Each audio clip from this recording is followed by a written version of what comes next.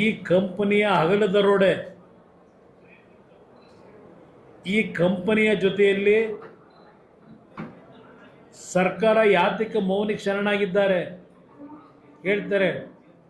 ಇದು ಕರ್ನಾಟಕ ರಾಜ್ಯದ ಇತಿಹಾಸದಲ್ಲಿ ಒಂದು ದೊಡ್ಡ ಮಟ್ಟದ ಸ್ಕ್ಯಾಮ್ ಅಂತಕ್ಕಂಥದ್ದನ್ನು ಕೋರ್ಟ್ನಲ್ಲಿ ಹೇಳ್ತಾರೆ. ಕರ್ನಾಟಕ ರಾಜ್ಯದ ಒಂದು ದೊಡ್ಡ ಸ್ಕ್ಯಾಮ್ ಇದು ಅಂತ ಹೇಳಿ ಈ ವ್ಯಕ್ತಿಯ ಬಗ್ಗೆ ಹೇಳ್ತಾರೆ. ಈ ಒಂದು ಯೋಜನೆಯ ಹೆಸರಿನಲ್ಲಿ 20,000 ಎಕರೆಯ ಲ್ಯಾಂಡ್ ಬ್ಯಾಂಕನ್ನು ಇಟ್ಕೊಂಡಿದ್ದಾರೆ. ಇದನ್ನು ಹೇಳ್ತಾರೆ.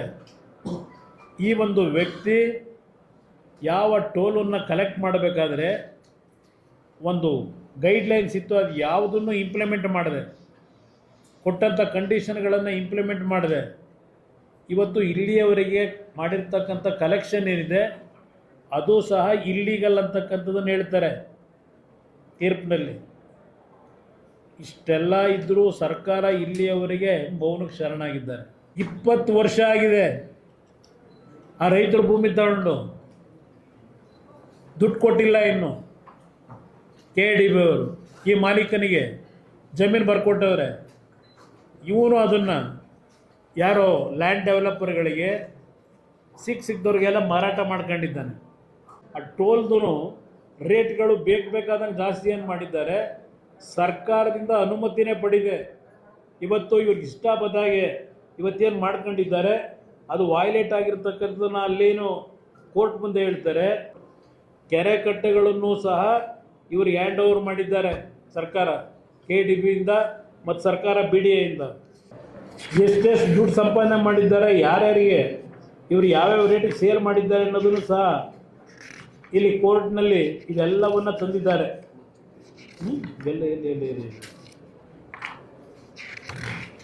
ಇನ್ನೊಂದು ಇದರಲ್ಲಿತ್ತು, ಒಂದೇ ನಿಮಿಷ ಬರುತ್ತೆ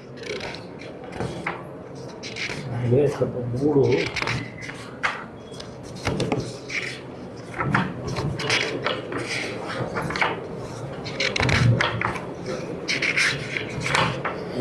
ಹೇಳ್ತೀನಿ.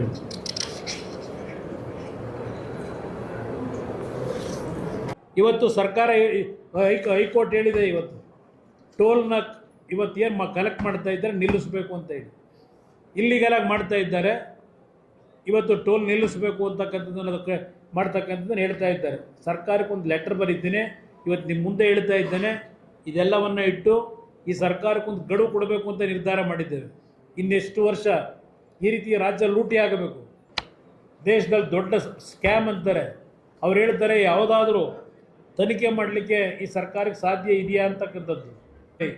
ಇವತ್ತು ಅವರು ಟೋಲ್ ಕಲೆಕ್ಟೇ ಮಾಡೋಂಗಿಲ್ಲ. ನಿಮ್ಮ ಫ್ರೇಮ್ವರ್ಕ್ ಅಗ್ರಿಮೆಂಟ್ ಪ್ರಕಾರ ಹಗಲು ದರೋಡೆ ನಡೀತಾ ಇದೆ. ಬೆಂಗಳೂರಿನ ನಾಗರಿಕರಿಗೆ ನಾನು ಮನವಿ ಮಾಡ್ತೇನೆ, ಯಾವುದೇ ಕಾರಣಕ್ಕೂ ಟೋಲನ್ನು ಕಟ್ತಕ್ಕಂಥದ್ದನ್ನು ನಿಲ್ಲಿಸಿ. ಇವತ್ತು ಸರ್ಕಾರಕ್ಕೆ ನಾನು ಪತ್ರ ಬರೆದು ಎಚ್ಚರಿಕೆ ಕೊಡಲಿಕ್ಕೆ ತೀರ್ಮಾನ ಮಾಡಿದ್ದೇವೆ. ಈ ತೀರ್ಪಿನ ಪ್ರಕಾರ ಇವತ್ತೇನಿದೆ, ಜಾಣ ಮೌನಕ್ಕೆ ಏನು ಒಳಗಾಗಿದ್ದೀರಿ?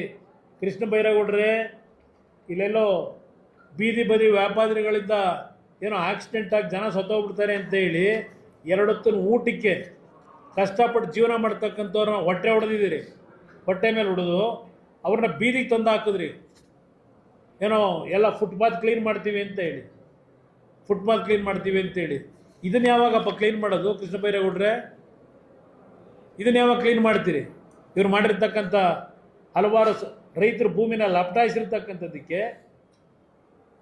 ಇಲ್ಲಿಗಲ್ ಆಗಿ ಟೋಲ್ ಕಲೆಕ್ಟ್ ಮಾಡ್ತಾ ಇರೋದಕ್ಕೆ, ಸ್ಮಶಾನಗಳನ್ನು ಇವತ್ತು ಲ್ಯಾಂಡ್ ಡೆವಲಪರಿಗೆ ಮಾರಿರೋದಕ್ಕೆ, ಕೆರೆ ಕಟ್ಟೆ ನುಂಗಾಕಿರೋದಕ್ಕೆ ಏನಪ್ಪ ಆ್ಯಕ್ಷನ್ ತಗೋತೀರಿ?